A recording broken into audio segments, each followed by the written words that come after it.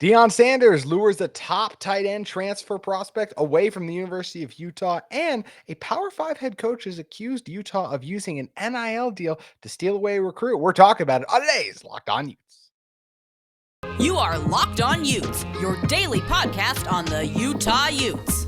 Part of the Locked On Podcast Network. Your team every day.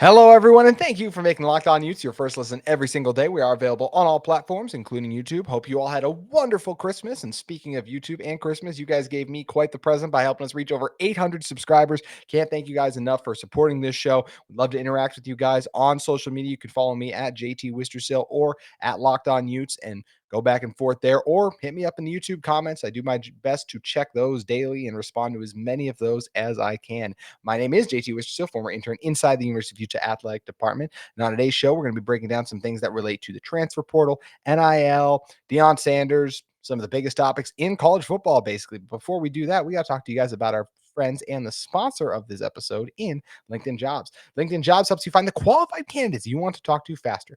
Post your job for free at linkedin.com/lockedoncollege. That's linkedin.com/lockedoncollege to post your job for free. Terms and conditions may apply.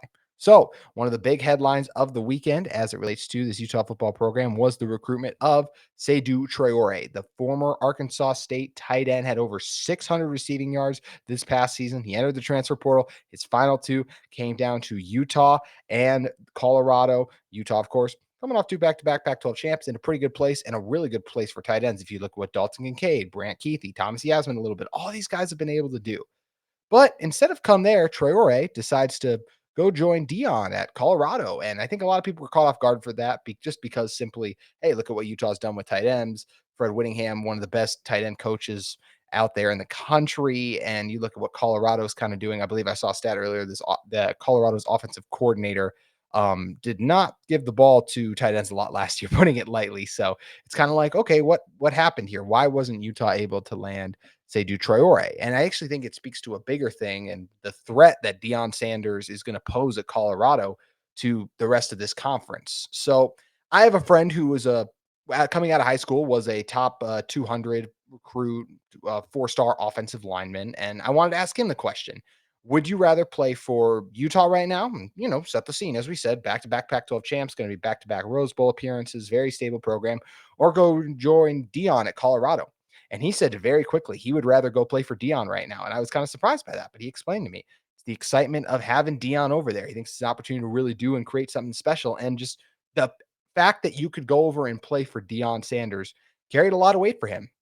And I think I understand that. And I think I understand why a lot of guys want to do that, because Deion's the kind of guy, I think, just from what we can gather, when you get in a room with someone as charismatic as Deion, I think it's hard to turn him down. I think it's someone that the players who play for him, they understand how great of a player he was. The parents obviously understand of these kids too, how great of a player he was. Deion commands respect whenever he walks into a room. He has a big personality, and he is done a really good job too at Jacksonville State. Now coming over, has a chance to do some special things with Colorado. And he's just one of those guys that whenever he walks into a room, he lights up and you listen to him when he talks. And I think when he gets to these recruits, a lot of times they're going to end up going with Colorado because of his big personality. I think they look at him and they see an opportunity to do something really exciting, to build something from the ground up with one of the all-time greats in NFL history at the cornerback position, or honestly, just one of the all-time great NFL players. I think it's going to be really fun to see how Utah and USC for another year, I guess, and just all the Pac-12 schools, kind of this battle for recruits. You can look at like the more recent success they've had. We talked about Utah for a reason. Utah has been the most successful program in the Pac-12 over the past few seasons. We know the amount of conference championship games they've made it to, now coming off back-to-back conference championship wins. They're in a great spot, but they're not, as for lack of a better word, as sexy of a destination in terms of the glitz and glam that comes with playing with Deion. There's going to be a lot of games that Colorado is going to play that'll be on national TV because it's Deion Sanders, and people are going to want to watch Deion Sanders on national TV. And that's the thing. They want to watch Deion Sanders. Yes, watching his son is great. There's other really good talent there that people are going to tune in. And But people want to see how Deion's going to want to do in his first year. In college football, the biggest personalities are the head coaches. They're the ones that stay year after year, that are charged with building these programs and become such integral parts, because especially when you make it big, you don't really change as much. We know with the guys like the Nick Sabans, the Kirby Smarts. When you think of Georgia, you think of Kirby Smarts, not like an NFL team. When I say the Minnesota Vikings, you think of Justin Jefferson first. You don't think of Kevin O'Connell. College doesn't work that way, because those guys, those college coaches, are the ones who are there for the long haul versus those college players just there for a few years. And yes, there's some movement in the NFL, but for the most part, those guys are there longer, and those are the ones making the big plays year after year after year. Versus a place like, take Caleb Williams at USC. He's only going to be the guy there for 2 years, and then 2 years from now, we're talking about some other player at USC who's come in and taken the country by storm. So that's really the way college football has kind of changed, I feel like, or even in a lot of ways how it's always been, right? So I just think when you put in a vacuum, a lot of young players are going to look at it and say, I want to play for Deion Sanders versus Kyle Whittingham. Now, do I think that's a fair decision? No, I think right now, Kyle Whittingham is obviously the better coach of the two. You look at what he's accomplished at the Power 5 level. It is not easy to win. There have been other coaches who have come in, obviously, to Colorado, lots of other destinations that have carried some cachet, maybe not Deion Sanders level of cachet, obviously, because of the rare things he was able to do as a player and just his swagger, as I mentioned, all those things, his personality. And look, I think he's going to be a really good coach. I think he's going to do good things at Colorado. But there's been other coaches who have come in like this with a lot of hype and excitement, and it hasn't worked out. That's what I think. You look at Utah, and it's like, this is already an established, built program where, what do we talk about so much with Utah? You can come in and you can win. And then if you're these guys, your dream is to not just win in college, but also help your skills be developed and have an opportunity to take those skills to the next level. So you get that NFL opportunity. All these guys dream about playing at the NFL. They want to go somewhere that's going to set them up and have a chance to win. It's exactly why Alabama has been a dynasty. You look at the amount of players there who not only have won national championships. I can't remember the stat. Not long ago, I saw like there was something like every graduating class for Alabama football players had won at least one, if not two national championships, I think, for going on for a long time, because simply put, they were just that dominant. That's what Alabama offers. And then how many of those guys, also the best players there, were able to go in, start for 2 years of these 4 5-stars guys. I mean, Alabama's got 7 5-stars this season, so we know what they can do. And then they're on their way to the NFL. So that's what a place like Alabama offers. That's what Utah has a proven track record of offering now over these last couple of years. And now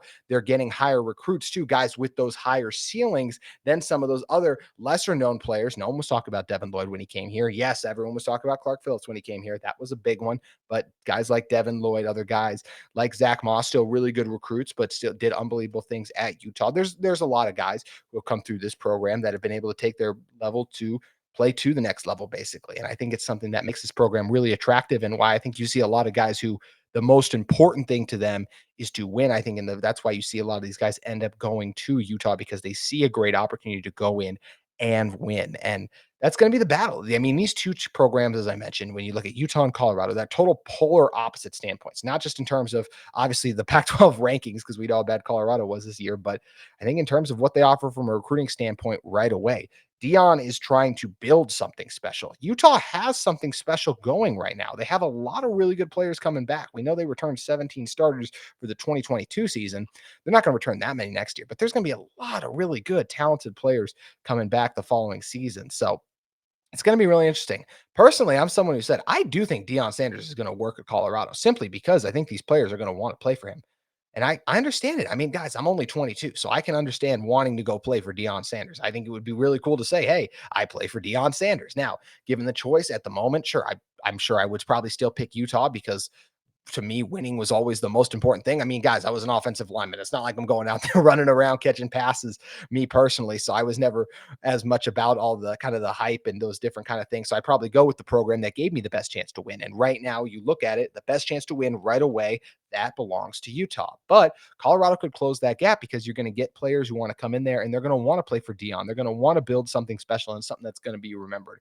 Because everywhere Deion goes, there's going to be lots of attention, lots of lights on him. And that's just the case it's going to be. Deion Sanders is going to be a much more popular name next college football season than Kyle Whittingham was, simply because it's Deion Sanders and there's more of that name cachet there, as I was kind of mentioning. Whether that's all fair or not, I think that's the way it is. So I was not surprised to see Traore end up going with Colorado, despite Utah's success turning out tight ends, because I think Seydou Traore was looking at it from, I want to join Deion because I really like kind of what's building, what's bubbling there.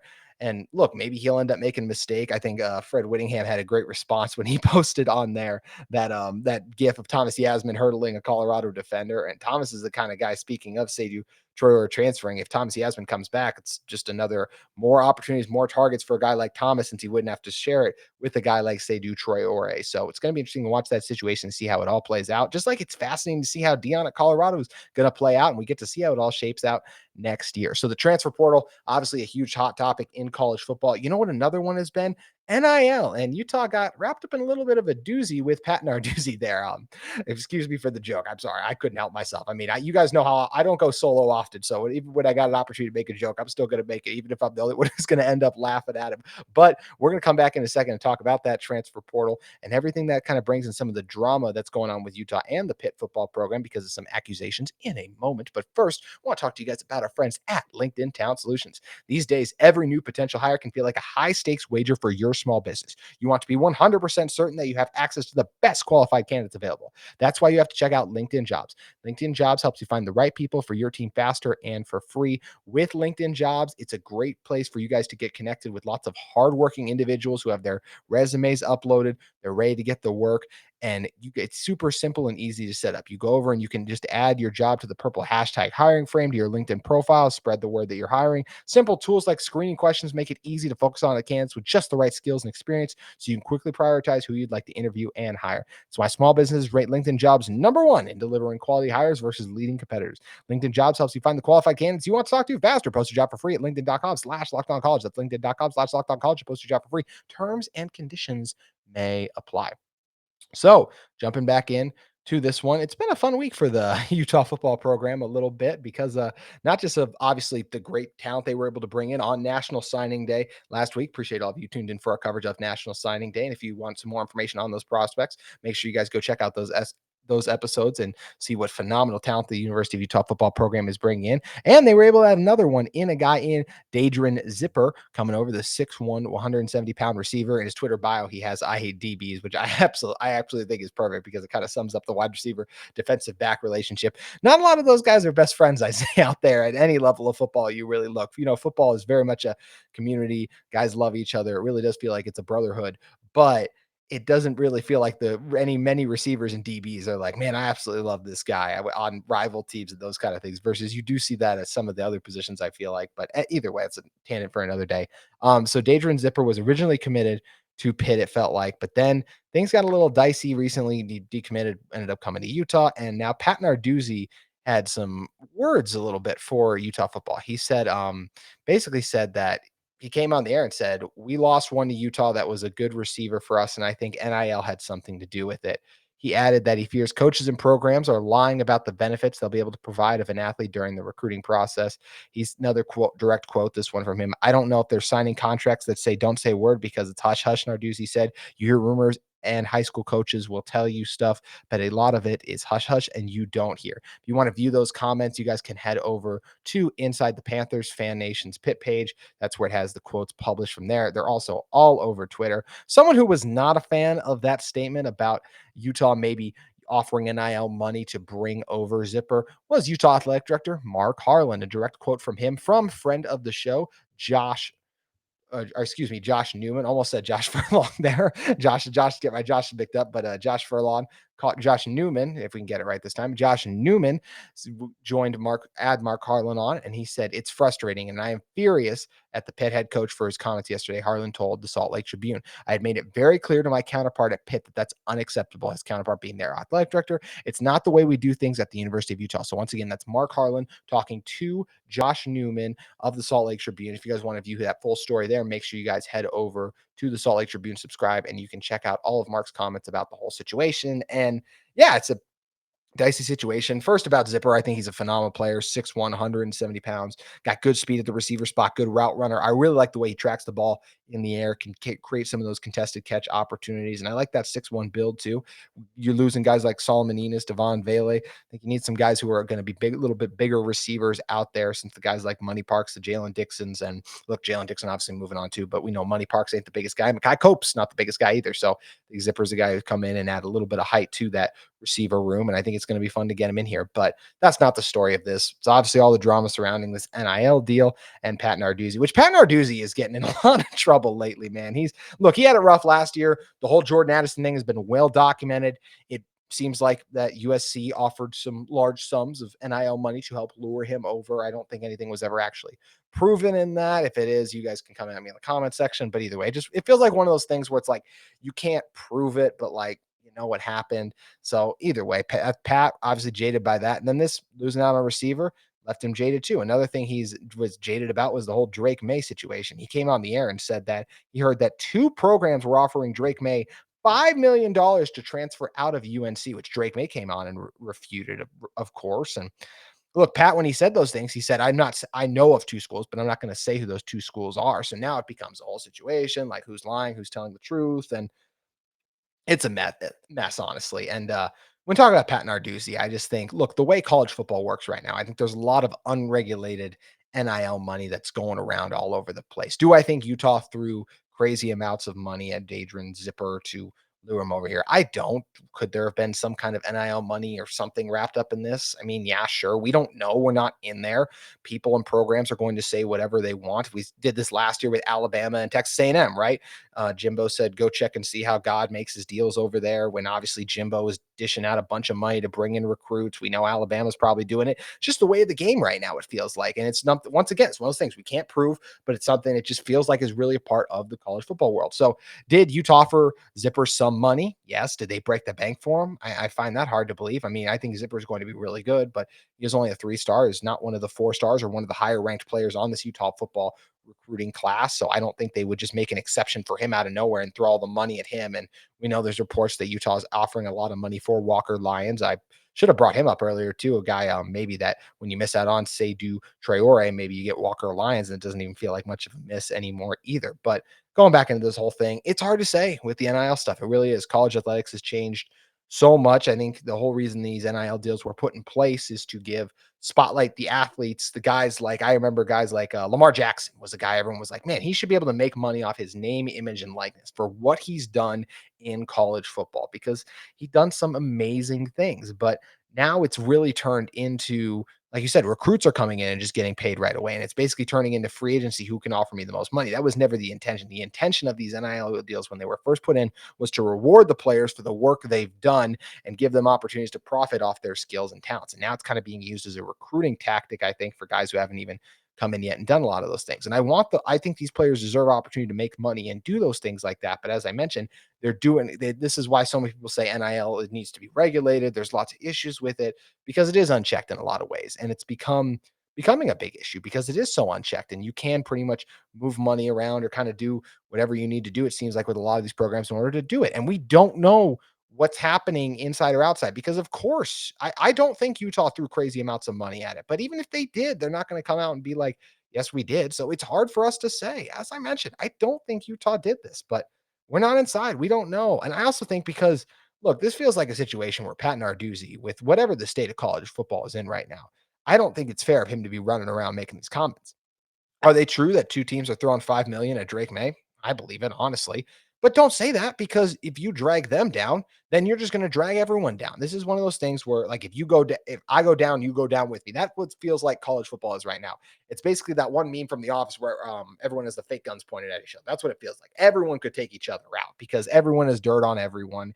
Feels like it's one massive messy situation, and I think one way or another NIL money is being shuffled around and done different things, and that's why colleges are working so hard to correct it. So it's going to be interesting to see all this shakes out. But just putting a zipper, I'll say pun intended for this one too, on the Daedrin Zipper conversation. Was there maybe a slight NIL deal involved? I mean, maybe, sure, but it wasn't anything else. It wasn't anything that no one else in college football is doing right now. I'll say that. I don't think Pitt is on their high horse over there doing absolutely nothing. They're not offering a cent of NIL money to any recruits. That's just not the way the game seems to be played right now. So I think that's absolutely crap. I'll just say that. But as I mentioned, I think the bigger story is just the world of NIL right now and how it's all going to shake out. But the main story from this should be that the Utes land a very talented receiver who's going to have a chance to come in and do a lot of really exciting things for the football program. Instead, we got to talk about Pat Narduzzi and his comments. But now we can move on from it, hopefully, as I mean, this was a story that really broke last Friday. So I'm sure most of you probably even forgot about it over Christmas. I didn't record an episode last Thursday or Friday. So I wanted to come on and talk about it in this show here. And that's why I'm glad that hopefully the last traction it kind of gets is from all of you who clicked and watched through this episode at this point, basically. So lots of fun for Utah football when you're talking about the transfer portal, talking about NIL money. But what is all this stuff for? It's for the opportunity to play in big games. And that's what Utah is going to be doing in the Rose Bowl. We're going to come and talk a little bit more about that big game being less than a week away, or a week away, just a week from Monday when you guys are listening to this show in a moment. But first, we got to talk to you guys about our friends at BetOnline. BetOnline.net is your number one source for sports betting info, stats, news, and analysis all season long. Get the latest odds and trends for every professional and amateur league out there, from pro football to, of course, college football bowl season, which some of the best bowl games of the season are going to be coming up this week, all culminating to the college football playoff. NBA, college basketball. They've got it all. NHL. It's all available at betonline.net. They also have sports podcasts. They have everything at BetOnline. They're the fastest and easiest way to get your betting info and fix in. So head to their website today. Use your mobile device to learn more. BetOnline, where the game starts. Also want to talk to you guys about the sponsor of this episode in UCCU. UCCU is offering a 15-month savings certificate with an incredibly high APY of 4.00%.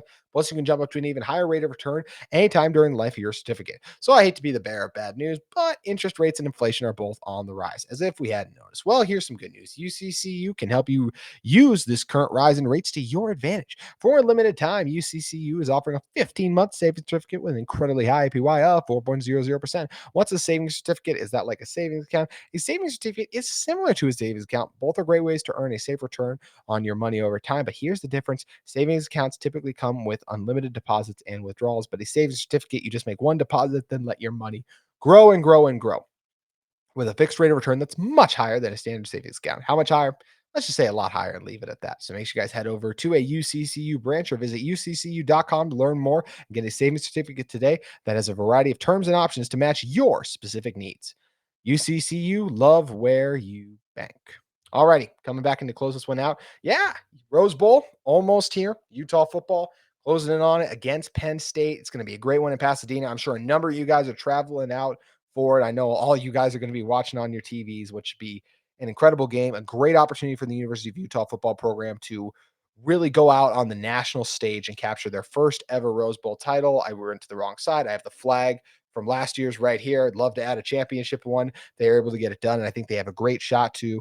It's still crazy to think both these teams are down their top defensive back and top pass catcher in this one, but you know, both players coming in this one, guys like Sean Clifford, Cam Rising, veterans who want this one desperately. It's going to make it a thrilling one. The coaches on both sides, James Franklin, and then of course Kyle Whittingham, want this one for the teams.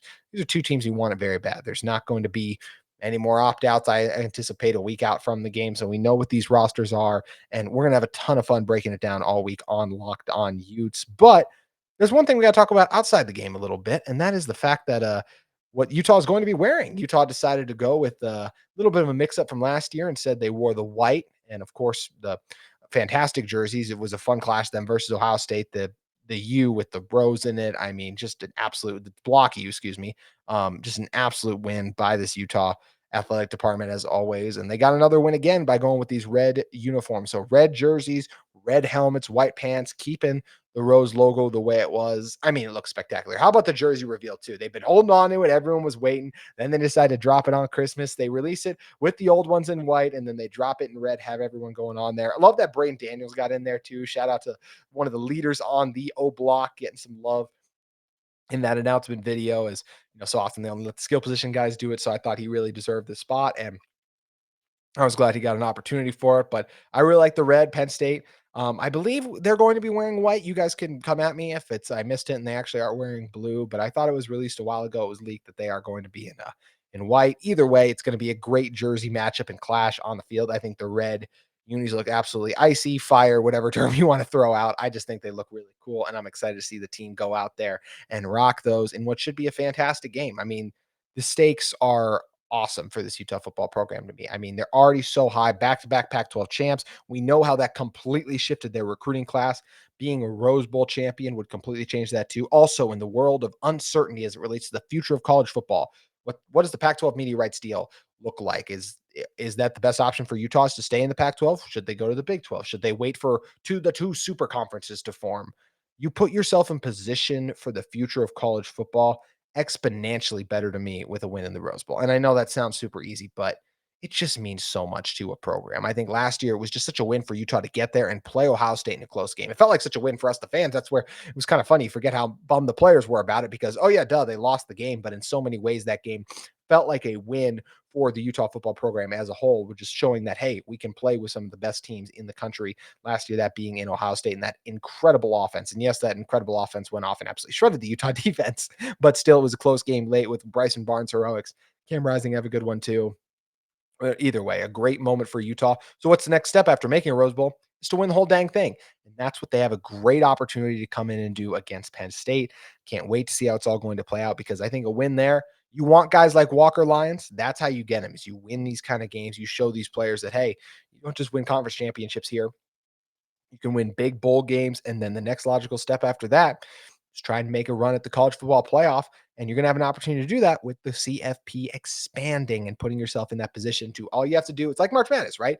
All you have to do is get in the first ever college football playoff that was formed. Those four teams, Ohio State was the fourth team. They just had to get in. They won the whole thing. I think that's the message that Utah football is going to be holding in if they can get those opportunities. And they would have gotten an opportunity the last 2 years. So it's unfortunate the change is going to be coming a little later after we'll see what the future holds for this Utah football team. But either way, they're in a great spot and they have a great opportunity playing in a Rose Bowl that, I mean, Christmas just passed, but hey, we're going to get a great present on Monday with that incredible game. I can't wait to see how it all plays out. And hey, that's what we're talking about all week on Locked On Utes. So make sure you guys keep it here at Locked On Utes. Once again, appreciate you guys for supporting the show. And if you're in the market for a second listen every day, we recommend you check out Locked On Sports Today. It's the podcast that has the biggest stories in sports, the biggest takes of the day, the biggest game recaps. They have all angles of everything covered on Locked On Sports Today.